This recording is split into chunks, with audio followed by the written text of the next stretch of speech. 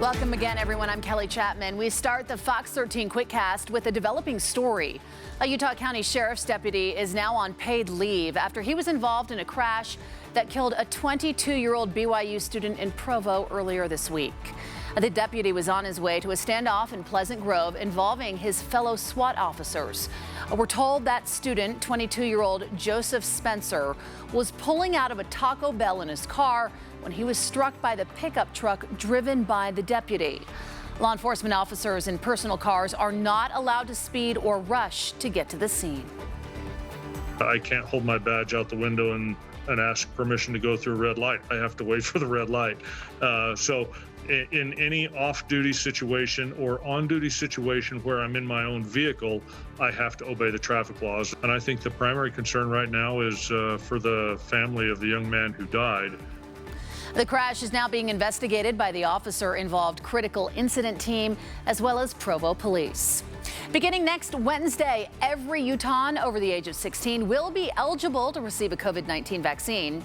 Governor Spencer Cox warns it may take a little bit to book that appointment and get your shot based on dose availability, so please be patient. However, the state is expecting more doses. High schools in the Granite School District could become temporary vaccination clinics soon. The district says they could start this spring, opening the clinics on Fridays during distance learning days. Students could come in and get vaccinations just like they do now with Test to Play. The clinics would continue in the summer, and the goal is to lower the age to 12 years old and up before the fall. Yeah, I thought it would be cool if schools were to pitch in, but now it's actually might be a thing. That's sick. These clinics would be completely optional, and of course parents would need to sign off before any students under 18 get the vaccine. It was exactly 1 year ago today a 5.7 magnitude earthquake hit Magna and surrounding communities. Seismologists at the University of Utah say our state is still seeing aftershocks, and those will likely continue. They also say there is a 50% chance we will see an earthquake with a higher magnitude within the next 50 years. All right, so satellite and radar are showing you our next storm that's off to our west.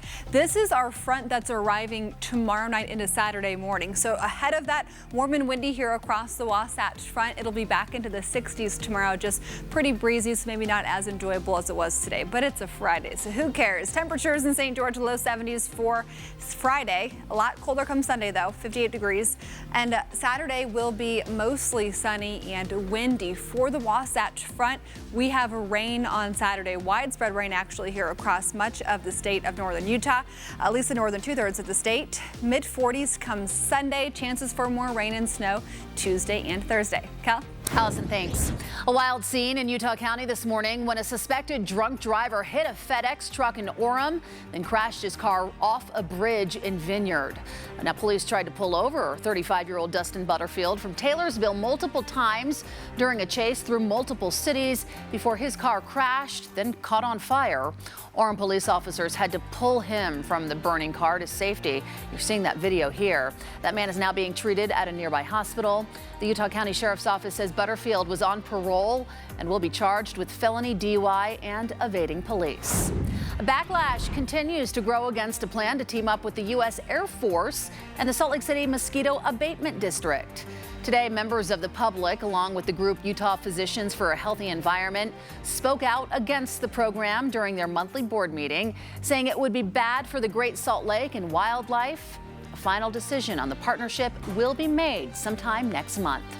Finally tonight, plans are now being worked out for the Point in Draper. That's the development project that will eventually replace the site of the soon-to-be former Utah State Prison.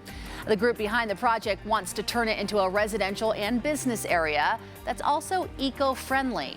Today, they hosted a virtual open house to talk about their plans so far. These aren't our final plans, but they're exploring different combinations of uses, different patterns of roadways and green space, and then using really sophisticated tools, determining how they perform relative to various quality of life metrics. Well, developers hope to have a more definitive plan by this summer. That's going to do it for the Fox 13 Quickcast, the day's top stories in just 5 minutes. Thanks so much for being with us today, the 1-year anniversary of the quake. Can't forget that one, can you? Good night, everyone. Modern Family starts now.